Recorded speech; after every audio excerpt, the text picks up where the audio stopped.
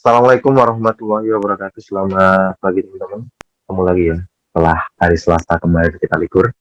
Sebelum kita awali kelas kita pagi ini, kita berdoa terlebih dahulu sebagai wujud kesyukuran atas nikmat, rahmat, dan kepahaman dalam mengikuti kelas kita pagi ini.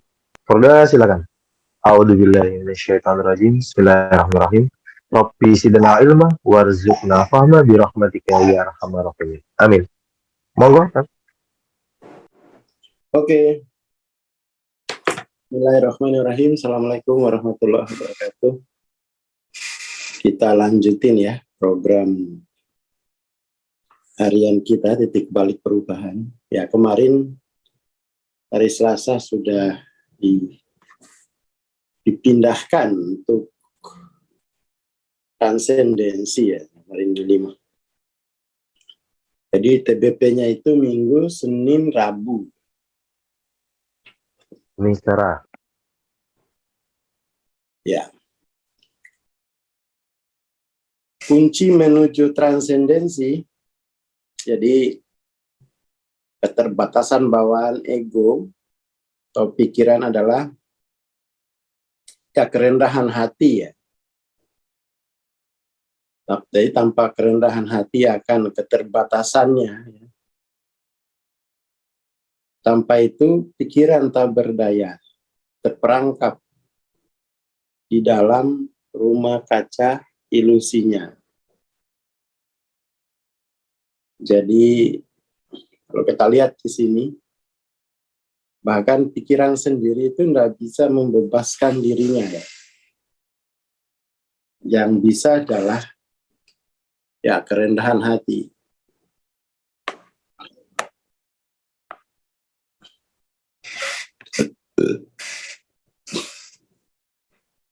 Setelah struktur, ini bagus nih. Setelah struktur dan fungsi evolusioner ego dipahami, pembongkarannya dimudahkan oleh keputusan batin untuk mencari apa yang nyata dan abadi daripada apa yang sementara, transisi, dan fana. Ini bagus nih. Jadi coba kita lihat ya. Kita jelasin model ini. Nah, kita jelasin model ini. Ini kan bisa kita pahami sebagai model struktur realitas ya. Model struktur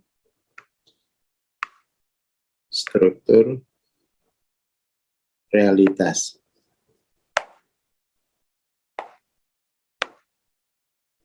Jadi ini Hawking bikinnya kayak gini, tapi kalau mau kita bikin sendiri, nanti saya bikinin.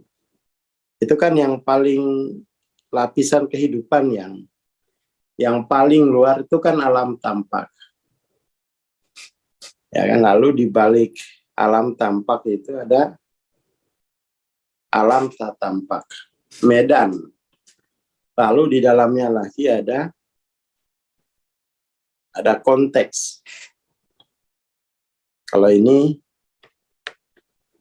bisa dipahami seperti ini. Kalau ini, terus kalau ini, ya kan? Jadi bayangin kalau struktur realitas itu hanya alam tampak saja. Kan itu berangkat dari situ ego. Bayangin kalau struktur realitas itu hanya alam tampak. Maka misalnya Mas Camin, ya, Mas Camin. Nah, Mas Camin lahir tahun berapa? Katakan 1983, 85.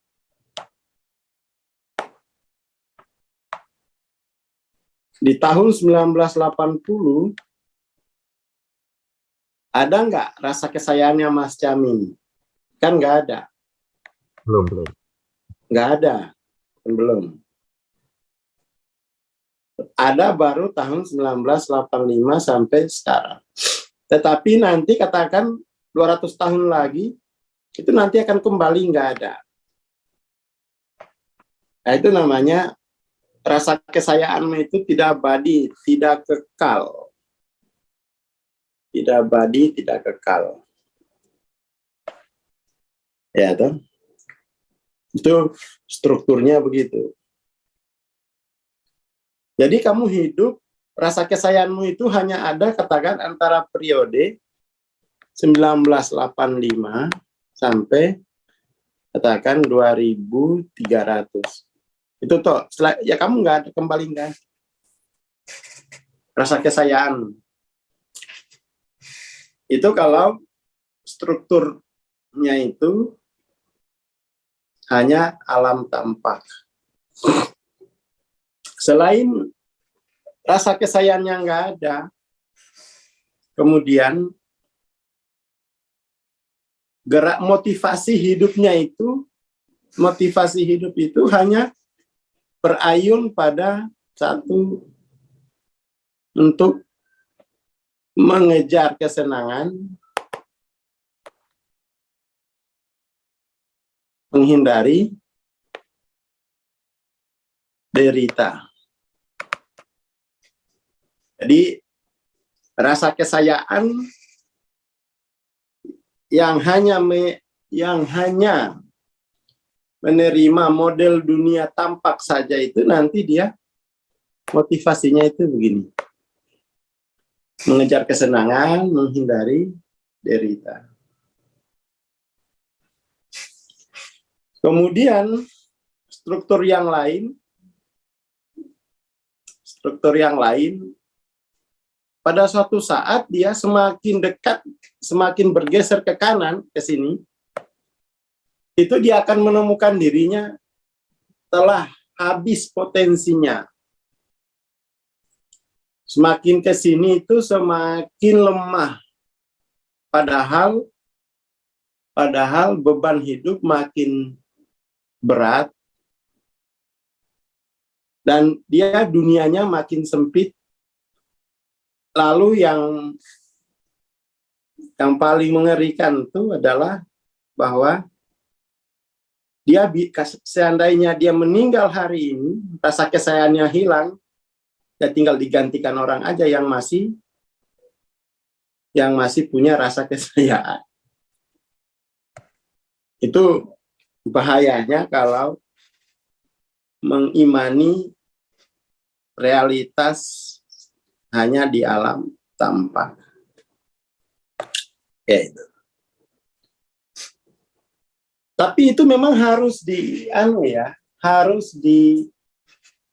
harus dipersaksikan dulu penderitaan kayak tadi.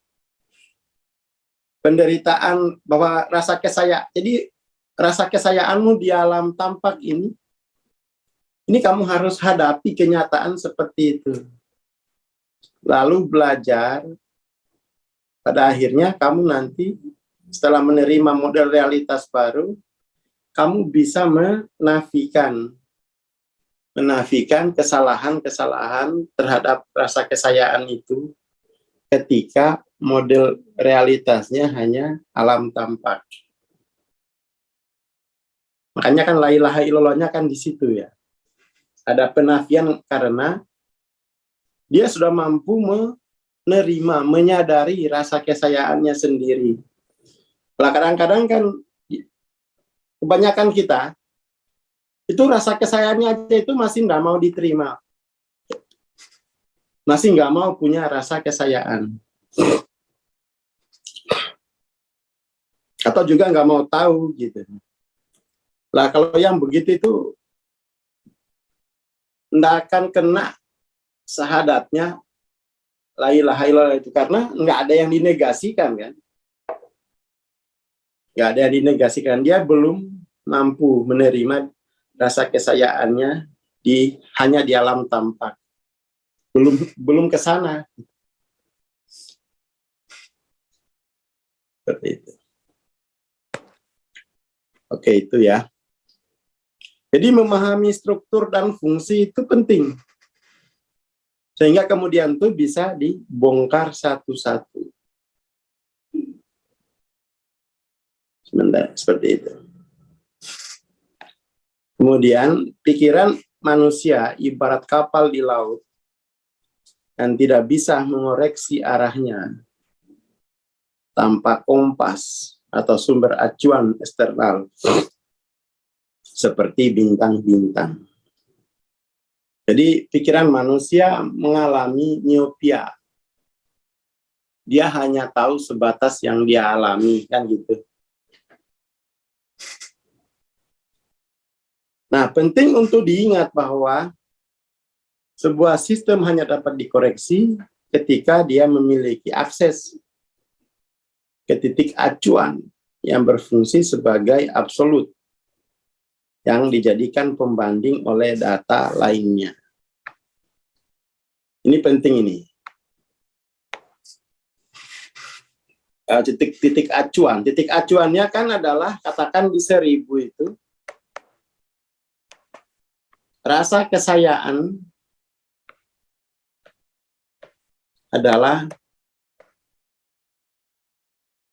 pancaran langsung dari kesayaannya yang mutlak, kan, kesayaan yang mutlak. Ini kan menjadi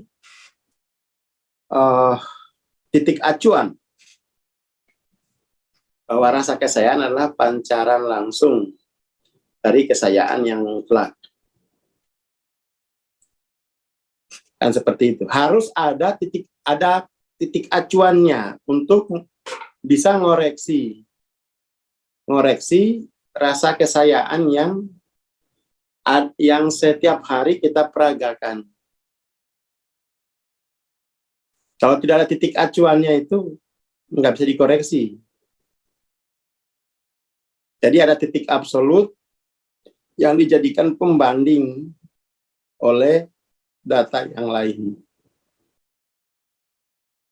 Seperti itu. Dan itu bisa dilihat dalam percakapan sehari-hari. Orang itu kan di sesi transendensi itu kan gampang. Kita ambil pernyataannya, lalu kita ukur ke titik acuannya. Kadang ya kalau misalnya orangnya kita baru di 400, titik acuan terdekat ya kita buat ke 500 dulu. Yang 500 ini sebagai titik acuan sementara. Setelah 500 nanti kita ukur lagi ke titik acuan 600. Setelah 600 kita ukur lagi ke titik acuan 700. Ya kayak begitu. Memfasilitasi transendensi. Seperti itu.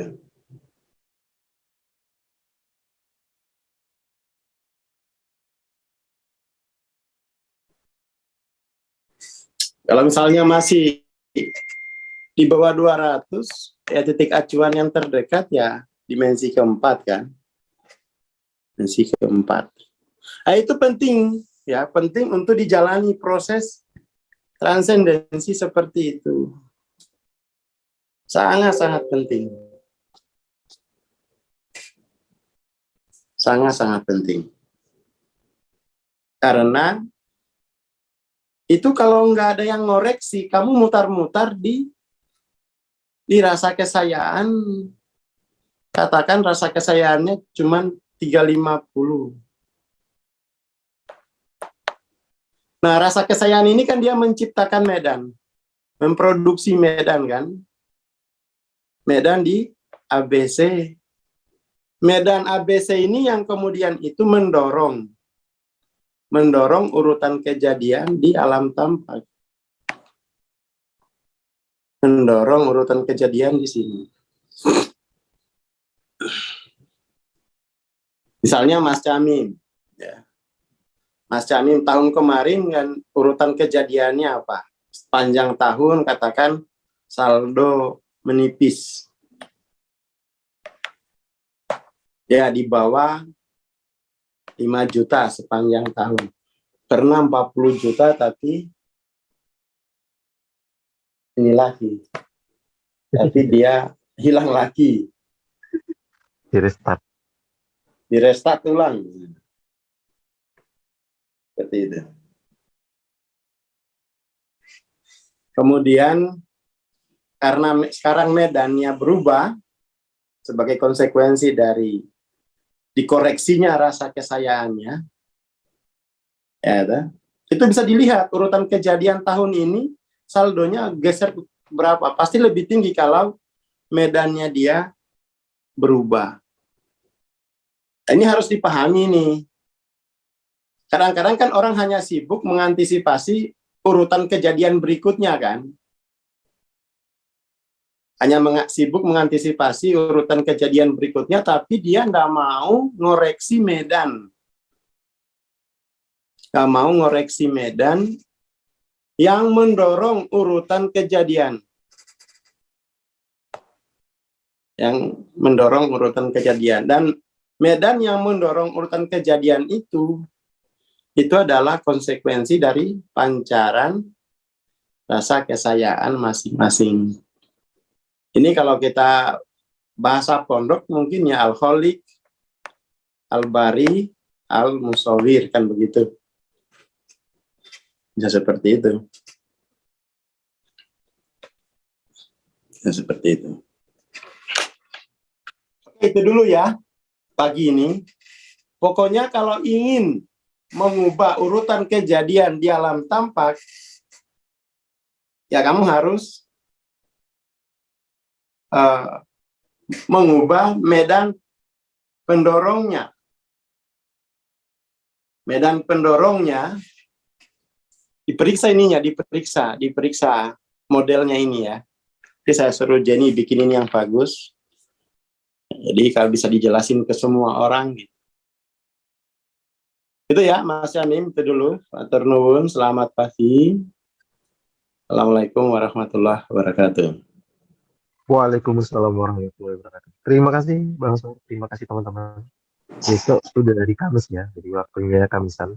Dan bagi teman-teman yang mau mengikuti mentoring CLOC bulan ini dan sudah daftar dan registrasi, bisa mengikuti Kamisan ya besok. Terima kasih, kita bertemu minggu insya Allah. Assalamualaikum warahmatullahi wabarakatuh. Selamat pagi dan selamat beraktivitas.